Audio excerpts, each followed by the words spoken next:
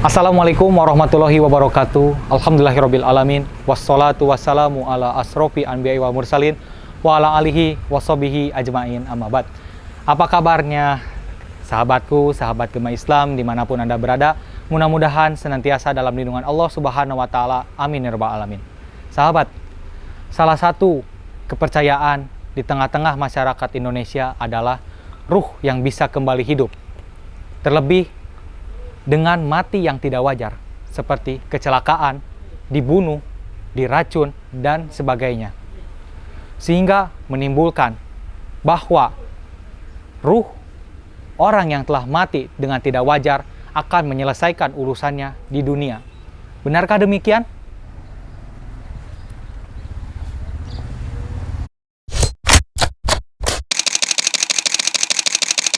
Asumsi, dua sisi, satu pandang. Oke, sahabat Gema Islam, kita akan menanyakan nih sahabat-sahabat kita mengenai ruh yang bisa kembali hidup. Di samping saya sudah ada Bang Lutfi. Halo Bang Lutfi, apa kabarnya Bang Lutfi? Alhamdulillah baik. Alhamdulillah baik Bang Lutfi. Bang Lutfi, makasih banyak yang udah menyempatkan waktunya. Kita mau nanya sedikit nih Bang Lutfi mengenai ruh yang kembali hidup. Bang Lutfi percaya nggak bahwa orang yang telah meninggal bisa kembali ke dunia dalam berbentuk ruh? Atau gentayangan lah kita ketahuinya. Kalau saya pribadi enggak sih. Nggak percaya? Nggak percaya. Kenapa tuh alasannya? Karena setiap manusia itu kan meninggal ya. Ya.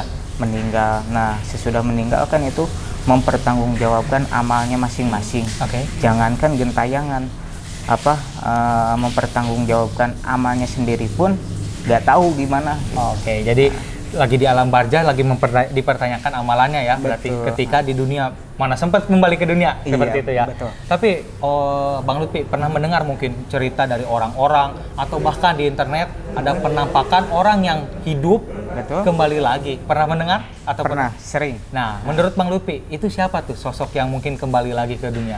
Nah, itu yang suka ketangkep kamera atau apa gitu ya. Itu kan setahu saya itu ya jin korin. Jin korin. Jadi jin korin itu kan setiap manusia kan dilahirkan ya. Ya. Setiap dilahirkan satu manusia pasti didampingi sama jin korinnya Oke. gitu. Yang pertama lahir terus didampingi sama jin tersebut. Kalau manusia kan mati, kalau Ya. jin mah enggak. Oh gitu. Jadi itu adalah jin korinnya ya, Jin berbentuk korin. jin korinnya yang Betul. menyerupai kita persis gitu. Betul. Siap. Oke, sahabat Gema Islam, sekarang saya sedang berada bersama sahabat-sahabat kita. Di kanan saya ada Bapak Wardi ya Pak? Iya. Pak Wardi, Masya Allah. Dan di samping kiri saya ada Bapak Dani. Iya, Masya Allah Pak Dani. Nah, sahabat Gema Islam, Pak Wardi dan Pak Dani ini merupakan warga yang dekat rumahnya dengan kuburan pemakaman umum Cienteng, Kota Tasikmalaya. Nah, kita akan nanyain nih kepada mereka berdua mengenai ruh yang kembali hidup. Kita awali di kanan saya Pak Wardi. Pak Wardi, percaya nggak bahwa orang yang telah mati bisa kembali ke dunia? Percaya nggak percaya sih. Percaya nggak percaya? Mana yang lebih kuat? Percaya atau nggak percayanya nih? Yang Percaya, ya nggak percaya aja. Ah, kenapa nggak percaya Pak Wardi? Soalnya belum pernah ngelihat. Belum pernah ngeliat. Oke, kalau Pak Dani, percaya nggak percaya? Percaya nggak nih Pak Dani? Nggak percaya. Nggak Kenapa percaya. Pak Dani? Nggak percayanya? Belum pernah lihat. Belum pernah lihat. Pak Dani ini kalau nggak salah sebagai penjaga makam di sini ya? Hanya bersih. Sudah berapa lama Pak Dani? Ayah 10 Ada 10 tahun ya, dan itu nggak pernah ngalamin. Ada orang yang mungkin sudah dikubur meninggal kemudian menampakkan diri, nggak pernah melihat? Nggak ada. Baik via mimpi? Nggak ada. Oke, kemudian tapi mungkin pernah dong Pak Wardi atau Pak Dani mendengar cerita dari orang-orang katanya, atau mungkin tertangkap CCTV nih katanya, orang yang sudah meninggal tiba-tiba ada tertangkap kamera. Nah, menurut Pak Wardi, sosok itu siapa sih? Apakah benar orang yang telah mati hidup kembali atau jin? Kalau bagi saya mah katanya sih jin. Jin ya? Iya, menyerupai. Oh, jin yang menyerupai orang yang telah mati. Iya. Nah, kalau menurut Pak Dani? sama aja. Sama, berarti ya jadi orang yang telah mati dan itu adalah jin yang menyerupainya. Katanya ruh bisa kembali ketika urusan di dunianya belum terselesaikan. Banyak saksi mata yang melihat orang yang telah mati malah hidup kembali. Tapi sebenarnya siapakah yang kembali ke dunia setelah kematiannya? Oke, sahabat Gema Islam, sekarang saya sedang berada di unit identifikasi Kota Tasikmalaya dan kita akan menanyakan langsung bersama Bapak Aibtu Dede selaku Kanit unit identifikasi. Selamat pagi Pak Dede. Ya. Bagaimana kabarnya Pak Dede? Alhamdulillah. Alhamdulillah sehat Pak Dede. Sehat. Baik Pak Dede, mungkin Baik. kita ingin bertanya nih Pak Dede mengenai ruh yang kembali hidup. Nah, Pak Dede sendiri percaya nggak bahwa ruh orang yang telah meninggal bisa kembali hidup ke dunia, bisa kembali ke dunia? Kalau menurut saya itu kalau untuk masalah roh itu kan udah yang namanya orang udah meninggal, ruh diambil lagi gitu kan. Ya. Nggak mungkin akan kembali lagi ke dunia ini gitu. Ya, mungkin kembali lagi ke dunia. Ya. Tapi baik, karena mungkin Pak Kanit nih sebagai orang yang di lapangan identifikasi, pernah nggak Pak Kanit mengalami bahwa orang yang meninggal tidak wajar, karena ini salah satu kepercayaan masyarakat kita bahwa orang yang meninggal tidak wajar akan kembali ke dunia sehingga urusan di dunianya ini selesai. Nah, dari pengalaman saya selama melakukan olah TKP dengan rekan-rekan, ya khususnya kasus orang meninggal. Orang meninggal itu kan berbagai macam hal ya. Berbagai macam hal, ada 3 kriteria: wajar, tidak wajar, dan disengaja. Disengaja ini istilahnya bunuh diri lah. Bunuh diri. Dari hal yang 3 tersebut yang sering kita mengalami masalah, kalau dibilang roh itu kan yang paling dominan itu masalah kasus pembunuhan. Pembunuhan. Karena apa? Kasus pembunuhan itu kan dipaksakan oleh seseorang bahwa dia itu harus mati, gitu. Dan lagi kalau untuk masalah ruh orang tersebut terkadang bukan kita dimasukin ke ruh orang tersebut, tetapi orang jenazah itu, orang yang dibunuh itu terkadang kebawa mimpinya ke kita. Yang pertama kadang dia memberikan petunjuk, atau misalkan dia memberikan sesuatu hal bahwa korban ini kesakitan, gitu kan. Dalam artian dia kita sering didatangi dalam hal khususnya dalam mimpi lah. Dalam mimpi terkadang kita juga pada saat olah TKP ulang juga terkadang yang dibayangkan itu korban, apalagi kalau misalkan korban itu seorang anak kecil lah. Kadang dia itu nangis, kadang kita ngerasaannya bahwa minta tolong, nah seperti itu aja. Dan ya kita saya nggak merasa heran lagi karena sering seperti itu. Sering seperti itu. Baik, tapi Pak Kanit, pernah nggak mungkin kasus pembunuhan terungkap karena mungkin atas clue atau petunjuk dari orang yang telah mati ini, Pak Kanit? Pernah. Tapi bukan kita percaya tidak percaya, ya kan? Ya. Karena datangnya itu kan dalam lewat mimpi.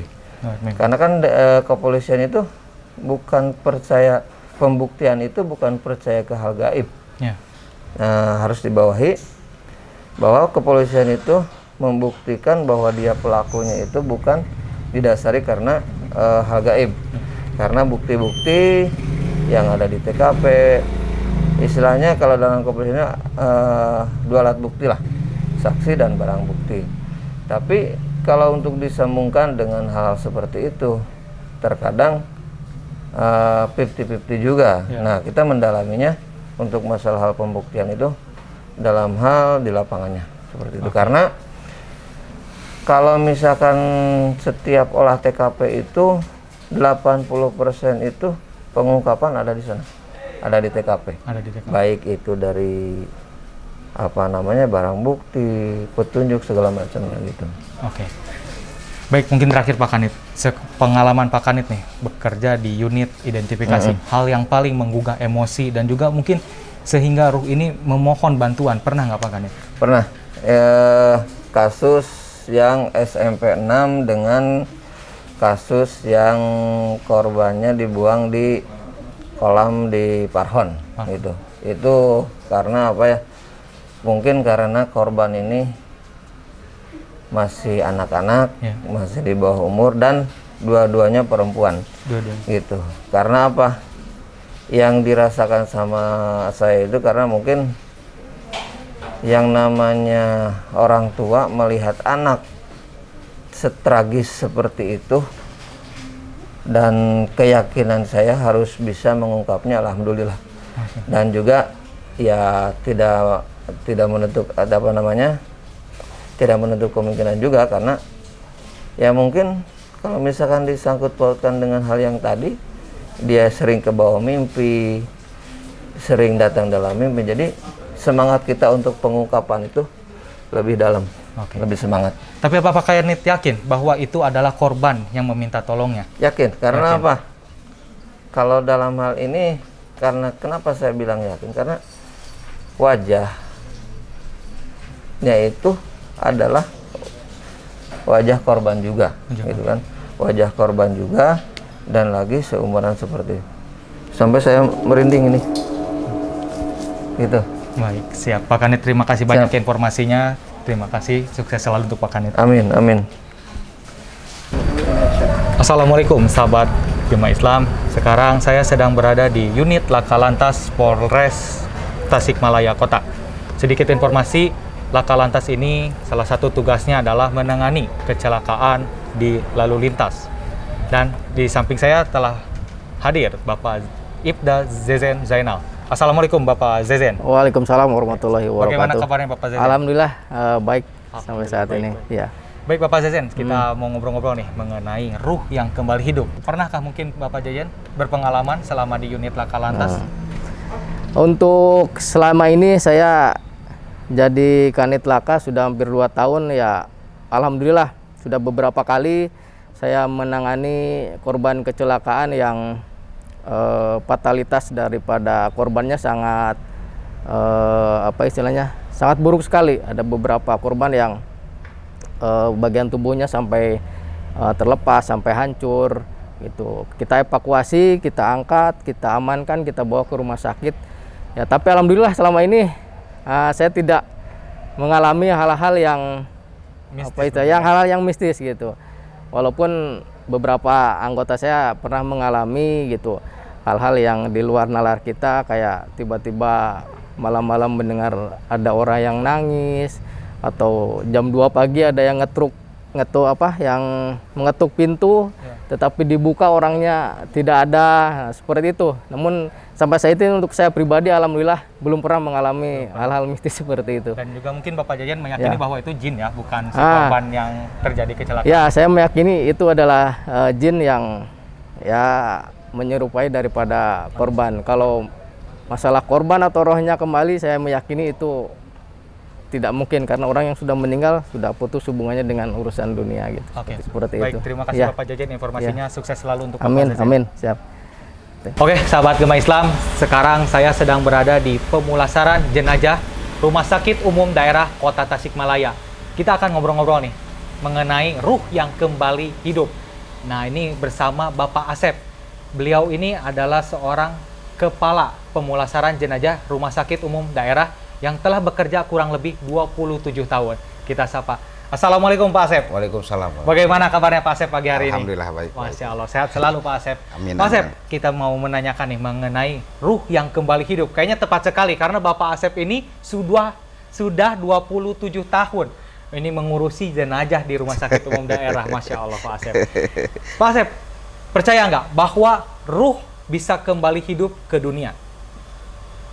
Tidak percaya. Tidak percaya. Iya. Alasannya ada dong. Kenapa Pak Asep? Alasannya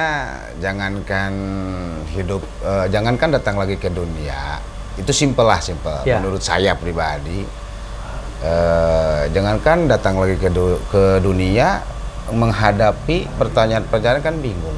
Ya. Apakah bisa menjawab malaikat yang dua itu gitu. Bisa enggak gitu. Apakah gimana gitu. tetap pribadi saya tidak percaya. Tidak percaya. Ya. Jadi setelah kematian ini kita akan melalui tetap fase kubur, di mana nggak mungkin kita izin ke malaikat untuk kembali ke dunia. Betul. Tapi Pak Asep, selama 27 tahun tugas, pernah nggak Pak Asep mengalami, mungkin kalau kita percaya, biasanya masyarakat Indonesia percaya nih, orang yang meninggal tidak wajar ini biasanya gentayangan lah bahasanya. Nah, mungkin Pak Asep pernah nggak mengalami didatangi nih orang yang mungkin meninggal tidak wajar, baik via mimpi atau menampakkan langsung? Kalau selama pengalaman, selama kerja di kamar mayat, saya pribadi, alhamdulillah belum pernah. Ya paling mimpi biasa lah. Itu mah cuma, pendapat saya mah cuma bunganya tidur lah gitu. Bunga tidur? Iya. Itu seperti apa bunga tidur itu maksudnya? Ya Pak Asep? seperti ada misalkan tadinya, contoh lah ada misalkan apa, pembunuhan. Siangnya, malamnya diimpikan datang sama kita minta tolong. Saya itu percaya nggak percaya sebetulnya. Percaya nggak percaya bahwa itu si korban yang minta tolong. Kita kan kalau bunuh diri yang contoh bunuh diri itu kan di dunia nggak diterima, di sananya juga ditolak. Mau pergi kemana gitu. Terus si ruh tersebut gitu lah. Ruh tersebut. Iya. Jadi percuma lah mubadir, kalau buat saya mubadir. Yang bunuh diri hidup itu. yang bunuh diri itu. Tapi pernah nggak nih mungkin Pak Asep, karena kan kalau Pak Asep percaya nih bahwa yang bunuh diri ini di dunia ditolak, di akhirat ditolak, jadi sehingga mungkin mengganggu Pak Asep. Pernah nggak? Atau mungkin belum pernah ya? Alhamdulillah Pak Asep? belum. Siap, baik Pak Asep. Nah mungkin ini terakhir Pak Asep, sepengalaman Pak Asep selama 27 tahun bertugas, ada nggak pengalaman yang mungkin paling menarik nih Pak Asep? Apa ya? Wah, saking terbiasanya nih kayaknya sahabat. Apa yang paling menarik apa ya? Mungkin ketika jenazah ini tiba-tiba unik ini kan, mungkin jenazah ini biasanya ditutup matanya, ini terbuka, terbelalak. Ya paling gini aja, ada perbedaan cuma sedikit, itu pendapat saya pribadi. Ada kan gini, ibaratkan ada jenazah, ada mayat, kelihatannya sama kita itu apa? Kata bahasa Sundanya mah rujit lah. Rujit. Tapi rujit ini kotor ya. Kotor. Tapi begitu kita kerjakan, enggak. Ada perbedaan lah, itu makan pendapat saya mah kalau pendapat saya mah itu mah gimana perbuatan tadinya. Ada kadang-kadang kita pikir udah bersih, ternyata kita kerjakan kok gini gitu. Beda dengan pendapat kita sendiri lah. Siap, baik. Itu. Bapak Asep, terima kasih informasinya. Sehat selalu Bapak Asep. Amin. Assalamualaikum sahabat. Oke, di pagi hari ini kita akan membahas nih ruh yang kembali ke dunia bersama Ustadz Abu Qatadah yang telah hadir di tengah-tengah kami. Assalamualaikum Ustadz. Waalaikumsalam warahmatullahi wabarakatuh. Bagaimana kabarnya Ustadz pagi hari ini? Alhamdulillah sehat. Alhamdulillah. Jag-jag belejag, kata orang Sunda. Siap Ustadz. Nah ini sambil, karena di pagi hari ini mungkin sebetulnya lebih asik mungkin kalau malam hari ya Ustadz ya, kita bahas tentang ruh-ruh seperti ini. Iya, enggak. Ruh tidak hanya waktu malam, ruh tetap ada waktu siang. Baik Ustadz. Nah Ustadz, mengenai ruh yang kembali ke dunia nih Ustadz, sebetulnya bagaimana sih Ustadz? Karena salah satu kepercayaan di masyarakat Indonesia adalah ketika seseorang yang telah meninggal, maka ruhnya sedang ada di rumah kurang lebih 7 hari. Tapi selain di Indonesia Ustadz, masyarakat dunia juga percaya Ustadz bahwa ruh ini bisa kembali ke dunia. Nah Ustadz, silakan jelaskan Ustadz bagaimana ruh yang bisa kembali ke dunia ini.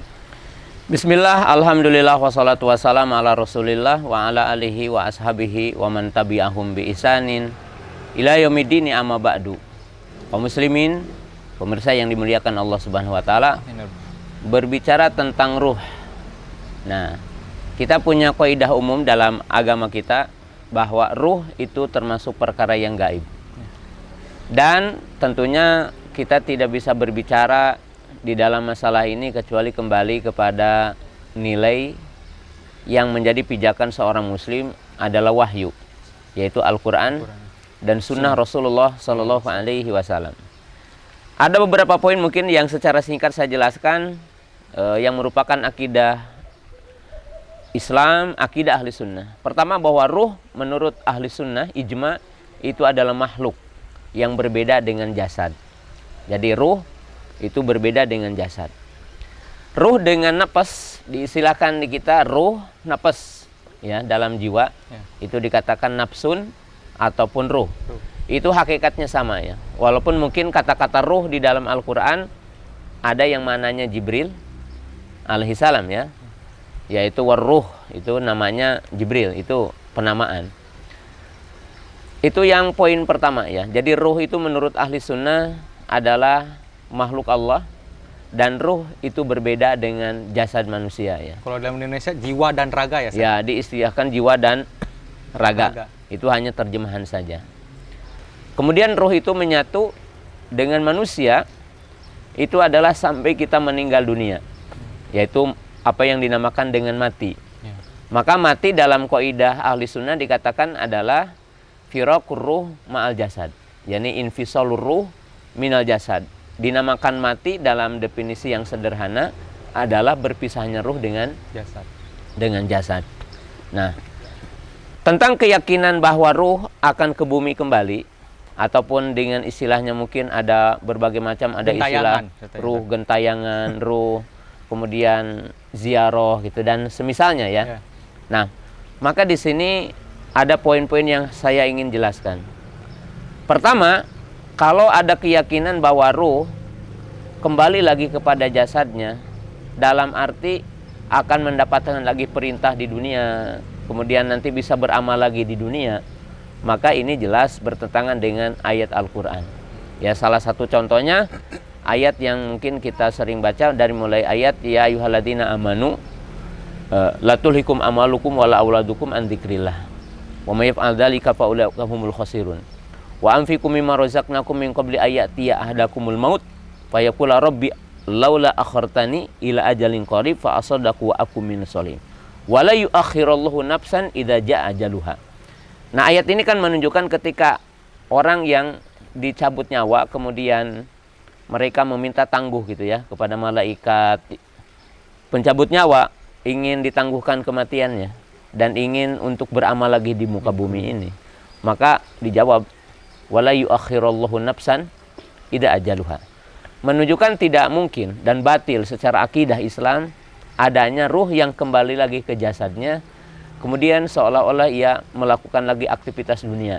Maka ini adalah batil. Ini adalah bertentangan dengan syariat Islam. Jadi ini adalah poin yang pertama ya. Ini ijma bertentangan dan itu tidak mungkin ya. Sebagaimana di dalam ayat yang lain dikatakan jika Allah Ta'ala itu menghancurkan satu kaum, artinya membinasakan, maka itu tidak akan kembali lagi. Kecuali di dalam ayat Al-Quran ada sejarah-sejarah yang disebutkan itu dalam kondisi-kondisi tertentu karena dibutuhkan di saat itu. Tapi itu tidak terjadi di masa Nabi kita Muhammad SAW. Seperti mungkin satu ayat disebutkan di dalam ayat Al-Quran satu kampung yang dihancurkan artinya habis itu ya. Tapi mereka akan dikembalikan lagi hidup setelah 300 lebih tahun. Nah, kemudian kisah tentang yang siapa mencari pembunuhnya, kemudian yang dibunuh itu diperintahkan untuk Bani Israil diperintahkan untuk menyembelih sapi, kemudian dipukulkan bagian dagingnya, kemudian hidup lagi. Kemudian menunjukkan orang yang membunuhnya, tapi itu sampai di situ. Nah, jadi tidak ada dalam akidah Islam yang menunjukkan ada lagi orang hidup ke muka bumi. Apalagi dikatakan untuk kembali mengemban taklif, mengemban perintah, menunaikan amanah umpamanya, itu tidak ada. Itu yang pertama. Yang kedua, mungkinkah orang yang meninggal dunia berziarah kepada yang hidup? Jadi artinya ruhul amwat yatalaqqa ma'ar ruhil al-ahya, yani yaqdan. Apakah mungkin ruh yang mati, yang telah mati akan bertemu berziarah ke ruh yang telah yang masih hidup? Ya seperti tadi umpamanya diyakini 7 hari atau diyakini 40 hari atau diyakini bahwa si fulan bisa bertemu ya dengan orang yang hidup beberapa saat gitu ya. Maka ini tidak ditunjukkan oleh dalil. Tidak ada dalilnya dan ini juga termasuk akidah yang menyimpang. Jadi itu adalah termasuk akidah yang menyimpang. Jadi tidak mungkin. Ya seperti tadi ruh bisa dipanggil umpamanya dengan menggunakan kekuatan katanya orang soleh ataupun apa saja. maka itu adalah batil. Dan yang muncul itu adalah syaitan. Yang muncul adalah syaitan. Jadi ini poin yang kedua, itu tidak mungkin dalam akidah Islam, dalam keyakinan Islam. Nah, Ustaz, kemudian ada nih, Ustaz, kan fenomena yang tadi Anda sebutkan di awal bahwa ketika sosok terkenal kemudian tertangkap kamera itu ada di kediamannya, Ustaz. Nah, sebetulnya itu ada yang beranggapan bahwa itu korinnya, Ustaz, atau mungkin ada yang beranggapan itu syaitan, Ustaz. Nah, sebetulnya siapa sih, Ustaz, orang yang tertangkap kamera ini? Yang pertama mungkin saya tidak meyakini bahwa itu, apalagi di dunia hari ini gitu ya, orang membuat konten, orang membuat Editan mungkin, Ustaz. ya editan, kemudian kedustaan gitu ya. Ya. Jangankan orang yang seperti itu, orang yang levelnya banyak benar juga sekarang banyak melakukan istilahnya kebohongan itu. Tapi yang jelas bahwa tidak ada itu gitu ya. Tidak ada itu. Kalaupun ada, maka itu dipastikan adalah talbisul iblis, yaitu merupakan tipu daya iblis, laknatullah, bagaimana menyesatkan manusia. Jadi bagaimana menyesatkan manusia. Kan iblis itu kan mencuri berita langit kan? Ya, mencuri berita langit. Terkadang ada berita yang diberitakan oleh oleh jin atau oleh iblis itu benar, tapi kan itu sekian dusta, sekiannya benar. Ya, sekiannya benar. Tapi kebenarannya itu adalah kebatilan kan itu. Artinya kalau memberitakan sekarang punya orang mengatakan, kalau ada orang bertanya di mana barang saya hilang gitu kan, itu yang dinamakan arraf ataupun dinamakan dengan istilahnya kuhan, yaitu dukun-dukun ataupun paranormal kan itu. Nah, semacam itu terkadang jin menyampaikan berita yang benar gitu. Ya, sehingga itu ada tablisnya, ada tipu dayanya gitu. Mungkin orang mempercayai saya udah berhasil gitu. Padahal itu tipuan gitu dari syaitan, laknatullah. Mereka yang telah mati berpindah alamnya ke alam barzah. Maka sangat mustahil bagi mereka yang telah mati ruhnya kembali ke dunia ini. Jika kita tidak bisa bertemu, mampukah kita berkomunikasi dengan mereka baik via mimpi atau melalui ruh yang kita panggil lalu kita tempel di jasad orang lain?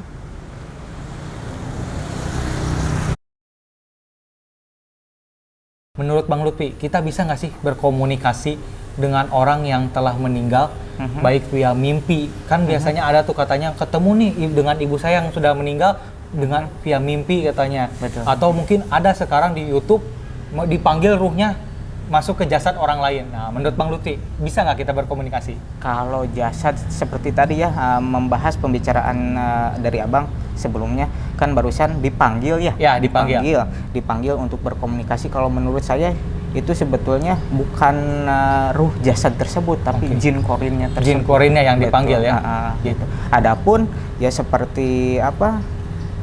Seperti contohnya orang tuanya meninggal terus masuk mimpi atau apa, ya mungkin itu ya gimana ya, ada perasaan atau gimana ya gitu. Jadi sugesti saja mungkin ya gitu. Siap, baik Bang Lutfi, terima kasih banyak atas jawabannya. Sukses selalu Bang Lutfi. Amin.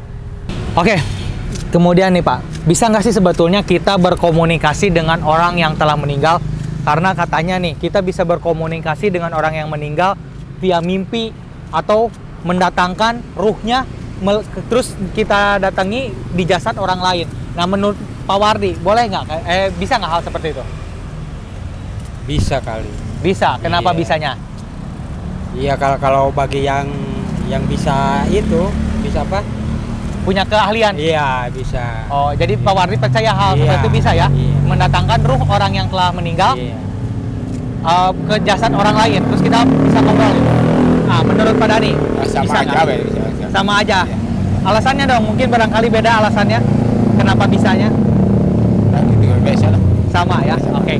Siap Pak Wardi dan juga Pak Dani, terima kasih banyak. Sukses selalu Pak Wardi, Pak Dani. Nah, baik Ustadz, kemudian kalau tadi kan kita sebetulnya bisa berkomunikasi Ustadz, walaupun lewat mimpi, dan itu entah batil ataupun benar Ustadz. Nah, sekarang ada nih Ustadz, fenomena disengaja Ustadz untuk kita berkomunikasi dengan orang yang telah mati, yang katanya korinnya dipanggil Ustadz, atau memang ditidurkan terus biar itu bermimpi. Nah, ini benar nggak Ustadz seperti itu? Tidak ada.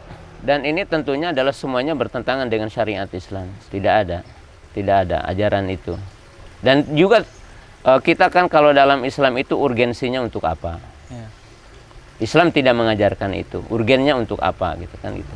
Tidak ada dalam Islam itu.